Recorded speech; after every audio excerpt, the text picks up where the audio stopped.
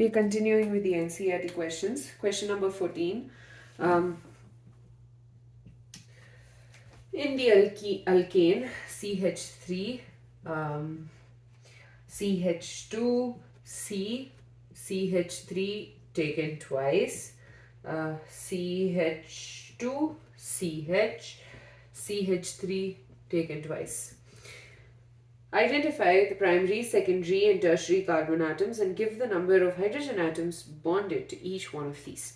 So let's first write the structure. CH3, CH2, C, CH3, CH3, CH2, CH and CH3 and another CH3. First of all, a primary carbon atom has 3 hydrogen atoms attached to it. A secondary has 2 hydrogen atoms. Tertiary has 1 hydrogen atom, and a quaternary has 0 hydrogen atoms attached to it. So the first carbon atom is it has 3 hydrogen atoms attached to it, so it's a primary carbon. The second one is a secondary carbon atom. This one is the quaternary, whereas these are primary carbon atoms. This is again a secondary, this is a tertiary, this is a primary again. So generally the terminal atoms are primary, and when there's branching they might be tertiary or quaternary, and the ones in between are basically secondary. The next question, what effect does branching of an alkane chain has on the boiling point? So an alkane chain on the boiling point. If you remember, we talked about this when we were talking about the various physical properties of an alkane.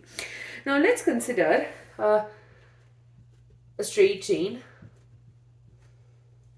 This is a butane and it's a straight chain, right? And the other one is going to be a propane with a branch attached to it. So it was observed that this has a higher boiling point than this one. So why is it the case? Basically, the boiling point of alkanes depends upon the forces called the van der Waals forces. And van der Waals forces basically increase with increase in the surface area. So when there is a branching happening, the surface area of the molecule is going to decrease, and so there will be a decrease in the boiling point. I'll repeat it once more. Van der Waals forces decide the boiling point of are alkanes. So they are the forces in between the alkane molecules, and when the surface area increase is high, the van der Waals forces are going to be high, and so the boiling point is going to be high. Here, however, in this case, this van der Waals force is going to decrease because the surface area decreased, and so the boiling point is less for a branched alkane than a straight chain alkane. The 16th question. Now you have addition of HBr to propene yields 2-bromopropane, while in the presence of benzyl peroxide the same reaction yields 1-bromopropane. Explain and give the mechanism. This is just a different way of telling you that okay, we have propene, so CH propene, so CH3 CH double bond CH2.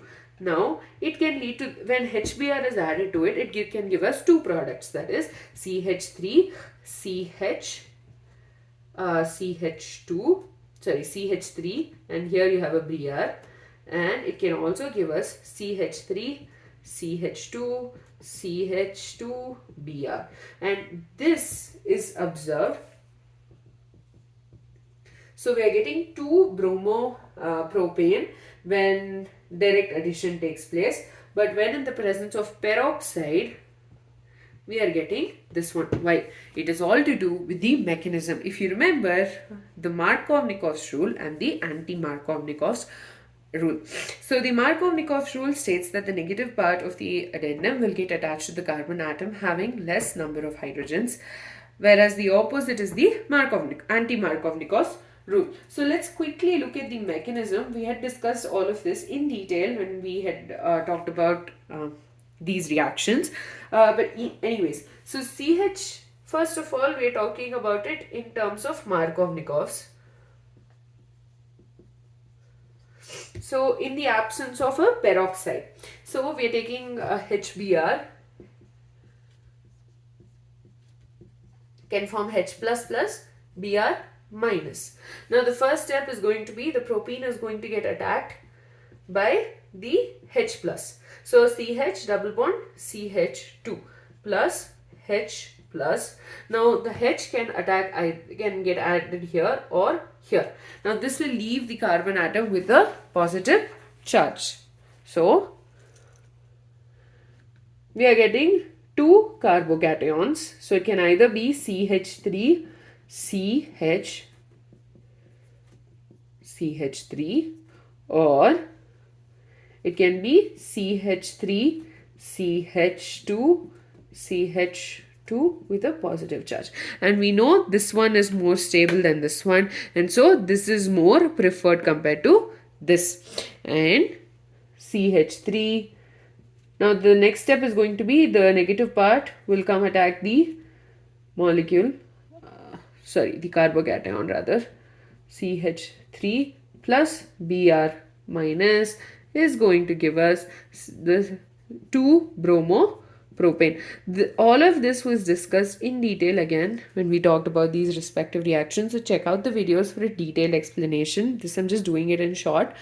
The next one is in the presence of benzyl peroxide. So here the mechanism, you have the intermediate carbocation. Whereas in the presence of a peroxide, you have the formation of a free radical. So the free radical process takes place in terms of 3 steps. So the first one is going to be chain initiation. So initiation is C6H5, CO, O, CO, C6H5. Now this bond is undergoing homolysis for us to get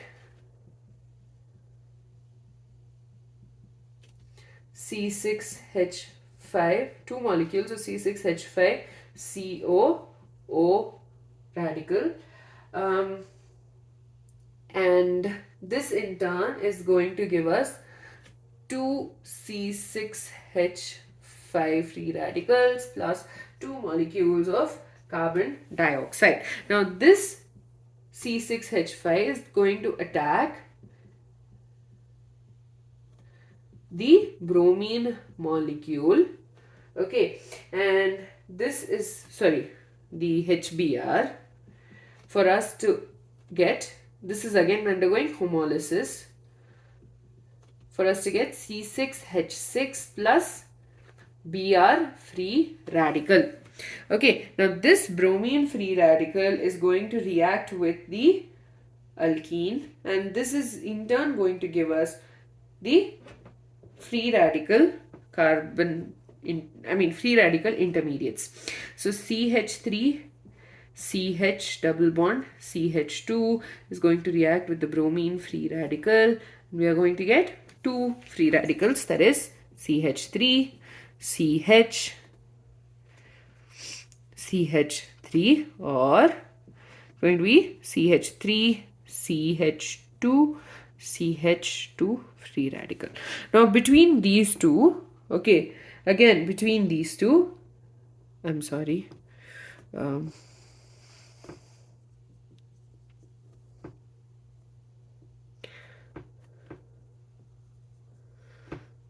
okay, I added the hydrogen atom instead of the bromine again. So you are getting 2 free radicals, and the stability of free radicals is secondary free radical is more stable than the primary free radical. So this is a primary free radical and this is less stable than a secondary free radical. So this is more preferred. And so CH3, CH, CH2, Br will react with the H free radical. Will react with another molecule of HBr to give us the major product CH3, CH2, CH2Br. So that is why when you have propene undergoing a reaction with hydrogen bromide in the presence of a peroxide, the major product is bromopropane, whereas in the absence of a peroxide, you have 2-bromopropane. This is basically due to the fact that in the presence of peroxide, the Markov-Nikov's rule is not followed, and this mechanism, again I'm telling you this, it has been discussed already in detail, and you need to know about the stability of the carbocation as well as the free radical, which you learnt in the previous chapter. Again, we'll be continuing with the NCERT questions. I believe we just have 9 more to go.